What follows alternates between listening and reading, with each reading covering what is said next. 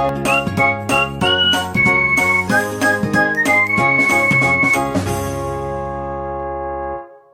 Everyone, welcome back to the channel. मेरा नाम प्रखर कुशवाहा और आपका स्वागत है हमारे चैनल में। आज हम लोग क्षितिज भाग 2 कक्षा 10 की एक कविता पढ़ने वाले हैं सूर्यकांत त्रिपाठी निराला जी की। निराला बहुत ही प्रसिद्ध कवि रहे हैं और इनका जन्म जो है बंगाल के महिषादल में सन 1899 में हुआ था। तो ये किस तरह के कवि थे? निराला जो थे विस्तृत सरोकारों के कवि हैं।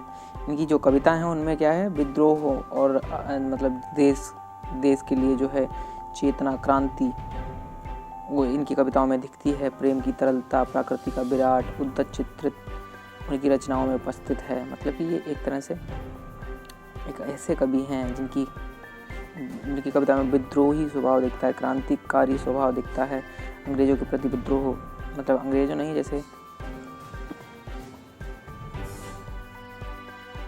कोई भी गलत काम है उसके प्रति विद्रोह। और क्या कहते हैं कि ऐसे कवि थे जो राष्ट्रव्यापी कवि हैं, बहुत ही महान थे। और भाव जगत की बात करते हैं, शिल्प जगत में जो है इन्होंने नए प्रयोगों को संभव किया। छायावादी रचनाकारों में उन्होंने सबसे पहले मुक्त छंद का प्रयोग किया था। शोषित, उपेक्षित, पीड़ित और प्रताड़ित जन के प्रति उनकी कविता में जहाँ गहरी सहानुभूति का भाव मिलता, वहीं शोषक वर्ग और सत्ता के प्रति प्रचंड प्रतिकार, तो यहाँ पे इसके प्रति विद्रोह किया। मतलब जो ऐसे लोग जो लोगों के साथ कहीं ना कहीं भेदभाव करते हैं, उन लोगों के प्रति जो है विद्रोह इनकी कविता में दिखाई देता है। तो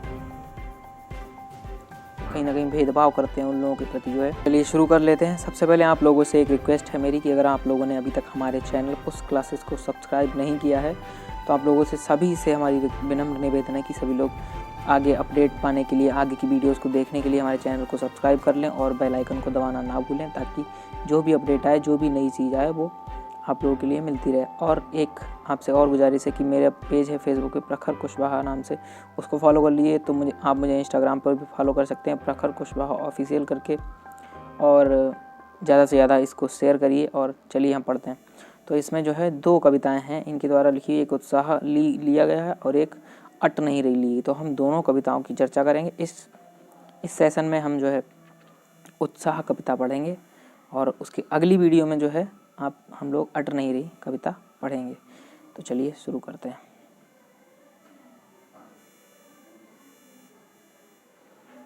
तो देखिए, गरजो गरजो घेर घेर घोर गगन धराधर हो, यानी कि इन्होंने यहाँ पे जो है बादलों का आह्वान किया है। और इस कविता में जो एक तरफ ललित चेतना का वर्णन किया तो दूसरी तरफ क्रांतिकारी स्वभाव दिखाया है बादलों का। तो देखिए, बादल गरजो, यानी कि हे बादल गरजो, घेर घेर घेर घोर गगन धराधर, चारों तरफ से घेर कर घोर गगन, संपूर्ण गगन को धराधर ओ, धराधर मतलब कि पृथ्वी की रक्षा करने वाले ओ, ललित ललित काले घुंघराले, ललित ललित काले काले काले घुंघराले। जब हम बादलों को देखेंगे, बादल जब आसमान में छाते हैं तो काले काले होते हैं और घुंघराले हमें लगते हैं जैसे जिस तरह से हमारे बाल होते हैं, मतलब कि एक तरह से गोल गोल टाइप के। तो बाल कल्पना कैसे पाले, मतलब कि बच्चों की कल्पना जैसे, क्योंकि बच्चों की कल्पना जो है बहुत ही ऊंची होती है, तो बहुत ही ऊंचा दिखाया गया है यहाँ पे। विद्युत छवि उर में, यानी कि अपने अंदर, अपने मन में जो है बिजली जैसी छवि लिए हुए बादल जो होते हैं उनके अंदर गर्जना भरी होती है। विद्युत छवि उर में कभी नवजीवन वाले, पृथ्वी को नवजीवन प्रदान करने वाले, संसार को नई चेतना देने वाले, नव निर्माण करने वाले, वज्र छिपा नूतन कविता फिर भर दो, जिसके अंदर वज्र जैसी शक्ति छिपी है। नूतन कविता, नई कविता, कविता का मतलब होता है एक तरह से रचना से। तो यहाँ पे उन्होंने जो है इसका सौंदर्यीकरण किया है। तो वो कहना चाह रहे हैं कि नई नई रचना कर दो, फिर भर दो, बादल गरजो, बादल गरजो। तो उम्मीद है ये पंक्ति समझ में आ गई होगी। इस पंक्तियों में उन्होंने ललित चेतना जो है दर्शाई है, बादलों का जो है कोमल रूप दिखाया है।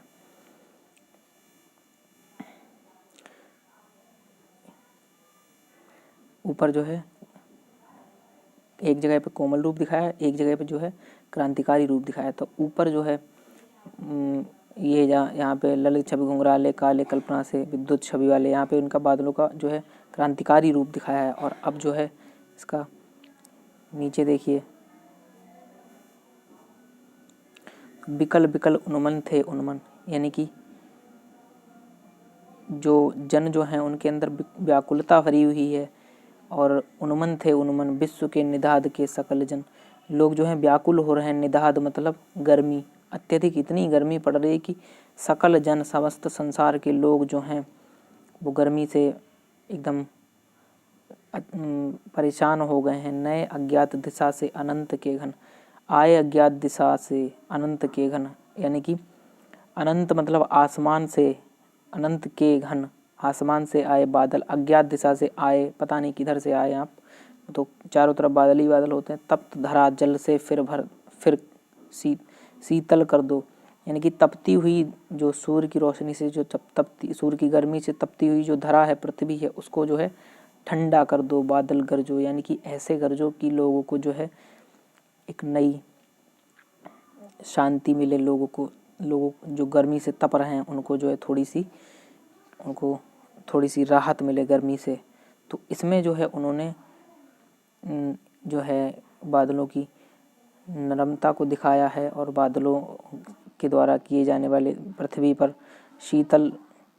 को शीतल करना, शिथिल करना और एक नव जीवन को लाभ पहुंचाने के लिए दिखाया है। बादलों का यहाँ पे नरम रूप दिखाया है और यहाँ पे जो है एक क्रांतिकारी के रूप में बादलों को दिखाया है। बादलों और निराला जी का विषय भी ज़्यादातर बादलों पर ही रहा है। तो क्रांतिकारी चेतना के कवि हैं, विद्रोह की चेतना के कवि हैं और हमेशा पिछड़े वर्ग और नीचे लोग की आवाज़ को उठाने वाले कवि थे। तो उम्मीद है आपको ये कविता पसंद आई होगी, और पसंद आई है तो चैनल को सब्सक्राइब करें, वीडियो को लाइक करें और शेयर करें। और आप हमें इंस्टाग्राम, फेसबुक पे भी फॉलो कर सकते हैं। इंस्टाग्राम पे प्रखर कुशवाहा ऑफिशियल करके पेज है और फेसबुक पे प्रखर कुशवाहा करके पेज है। और ज़्यादा से ज़्यादा शेयर करिए, लाइक करिए, बने रहिए हमारे चैनल पे। थैंक यू करके पेज है।